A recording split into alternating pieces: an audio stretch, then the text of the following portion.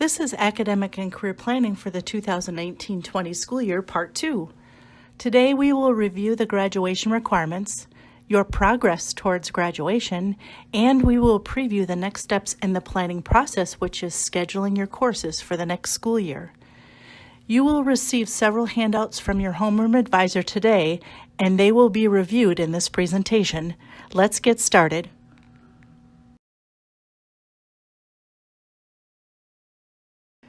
To graduate from the Appleton Area School District, students must complete a minimum of 23 credits in specific curricular areas, including 4 credits of English, with 9th, 10th, 11th, and 12th grade selections, 3 credits of mathematics, 3 credits of science, including 1 credit of physical science, 1 credit of life science, and 1 credit of science elective, 3 credits of social studies, including civics, world or global history, and U.S. history, 1.5 credits of physical education, a semester of health, 1.0 credits of any fine art, and a semester or 0.5 credits of personal financial management or intro to economics. The remaining 6.5 credits are elective credits and can be customized based on your individual academic and career goals. The first step in the academic and career planning process is to understand how the credits you earn each semester apply to graduation requirements, as well as how they apply to higher education opportunities. To assist you in this task, we will be completing a graphic organizer called the Credit Tracker. To complete the Credit Tracker, you will need to access your transcript in your Student Infinite Campus account or your course planner in Zello. Once you have reviewed these resources, you may begin to complete the Credit Tracker by checking off all the credits you have completed in the appropriate boxes. This is a sample of a completed Credit Tracker evaluation for a current 10th grade student. The student has checked off all completed credits. If you wish, you may circle the credits you are currently taking this school year. After you've completed your credit assessment, you will have a clearer picture of your progress towards graduation. You may also begin to assess your progress for admission to higher education opportunities. On the right-hand side of your screen are the general UW system and Fox Valley Technical College guidelines for college readiness. If you would like more specific information about college readiness for a particular college, please ask your counselor for more information. Your scheduling timeline starts this week with Help Week. You will have opportunities during classes this week to learn about department offerings. You will be able to meet with teachers about career-connected classes, and you'll have the opportunity to stop by the counseling office for additional advising during homeroom and lunch hours. Then, starting on January 28th, it's decision days. On Monday, Mr. Hermes will guide you through the process of entering your course requests into Infinite Campus, and then it is up to you to make your final selections so that we may begin to make a master schedule for the next school year. April is Confirmation Month. You will receive a report of the classes you entered from January.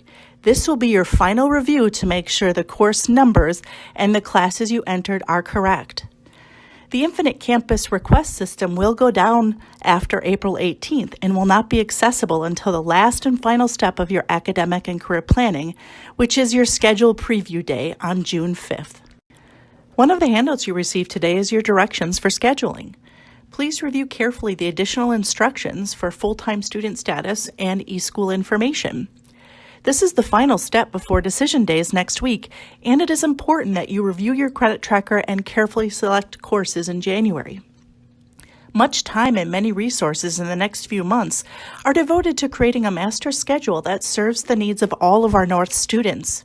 Changes in your requests after April often create complications.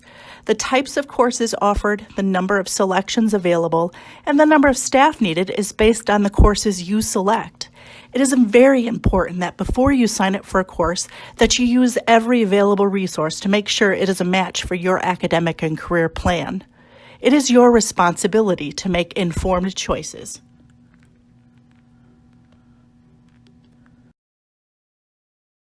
In the planning process, we have asked students to consider career clusters, educational goals, and higher education opportunities while creating their academic and career plan. After you've completed your credit tracker, you will also have information about your progress towards graduation. All of these efforts are leading up to decision days that start on Monday. Your last planning step is to complete the ACP student report. To complete the ACP student report, write in all of the classes you intend to take in the 2019-20 school year in the appropriate spaces. To avoid scheduling errors, verify the class name with the course number and the correct credit value for each class you have listed. Confirm that you have selected the minimum number of credits required for the year, and list the number of required alternate classes just in case a class is canceled. We encourage you to share your ACP student report with your parents, guardians, and advisors. And finally, next week, after you've entered your class selections into Infinite Campus, we ask that you turn in your ACP student report to your homeroom teacher.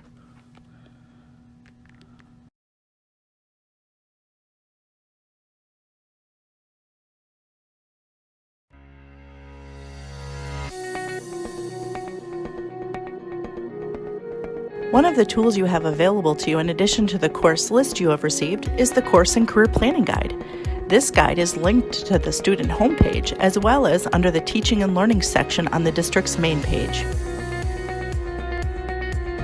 This guide provides detailed information about additional course opportunities in the district, like the Early College Credit and Start College Now programs. Courses in this guide are listed by department, but also have career cluster identifiers in the upper right. Students should pay specific attention to any prerequisites or co-requisite listed for any course. Finally, for easier access, the last pages of the guide have all been listed by departments and have been directly linked to the course description.